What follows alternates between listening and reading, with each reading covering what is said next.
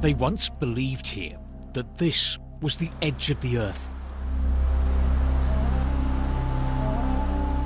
Dagestan. Remote, but breathtakingly beautiful. A fairy tale setting. But in the Caucasus Mountains, there is one thing more extraordinary than fairy tales, and that's real life. I've come to the village of Kuma to hear one man's story. Artur Magomerov tells me his wife was drawn to radical Islam. Then one day, without telling him, she took their two daughters, 10-year-old Fatima and 3-year-old Maisarat, and left for Syria to join Islamic State. It was my wife's uncle and brother who came round to tell me she'd gone. They looked so pleased. But I said this will end in tears. And what right did she have to take my children away like that without my permission? Artur was determined to get his children back. He borrowed money and flew to Istanbul in Turkey. There he met up with a guide who agreed to smuggle him into Syria, into ISIS-controlled territory. By now, he'd received a tip-off by text message from a relative of his wife, telling him where his children were. He found them. A Sharia court even granted him custody. But leaving the caliphate is forbidden. To get home, they would have to escape. Like these people fleeing Syria by night, Artur headed for the Turkish border. I took my little girl in my arms and told my other daughter, run. As we ran, I tore my trousers on some barbed wire. My youngest began crying. The Turkish border guards were just 50 meters away, and they started shooting. We dived into an irrigation ditch and hid there for 20 minutes.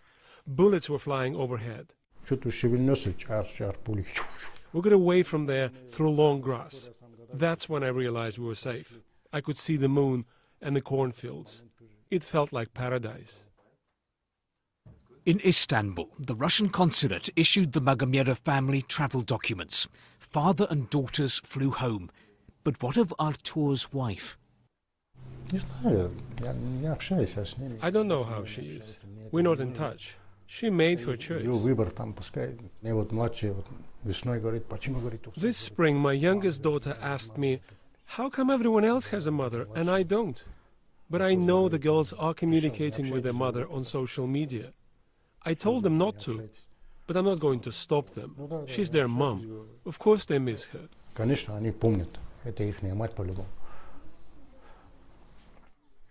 It's not only from this house, this village, that people have moved to Syria. Dagestan has become a key recruiting ground for Islamic State. The authorities here say that 1,200 Dagestanis have gone to fight in Syria. That means that relative to its population, this part of Russia has produced 10 times more jihadists than Belgium, which is Europe's top source of fighters for the caliphate. But why Dagestan? Why have people been leaving here for Syria? A sense of hopelessness is one reason. This is one of the poorest parts of Russia, with high unemployment and few opportunities. It's a fertile soil for extremist ideology. Marat says he'd been brainwashed by Islamist preachers on the internet. He had abandoned his pregnant wife in Dagestan for jihad in Syria. Marat has now fled ISIS. He's agreed to talk to me, but asks us not to show his face. I felt it was my sole duty to wage holy war against infidels. My wife was against the idea. I told her I was only going for a month, but when I got to Syria, I called her and said, I'm not coming home. She was hysterical. I realize now it was my mistake. It's not really a holy war. It's just Muslims fighting Muslims. Marat isn't back home, Because he's on Russia's terrorist watch list, he's gone into hiding here in southern Ukraine. He insists he's not a threat to any country. I have no intention of carrying out the kind of attacks that happened in Paris or London, running people over with a car or stabbing them. Neither have others like me who left Islamic State. We all came to realize that ISIS was on the wrong path. Recently, ISIS has stepped up attacks inside Russia. In Siberia, police shot dead a 19-year-old man, a native of Dagestan, after he'd gone on a rampage, stabbing passers-by with a knife. A few days later, in Dagestan itself, a policeman was stabbed to death. ISIS claimed both attacks. The Dagestani authorities say they're doing all they can to fight terrorism. But some here believe the methods used are making things worse. In the town of Shamkhal, I'm taken to see a mosque. It was used by a fundamentalist branch of Islam until the authorities shut it down.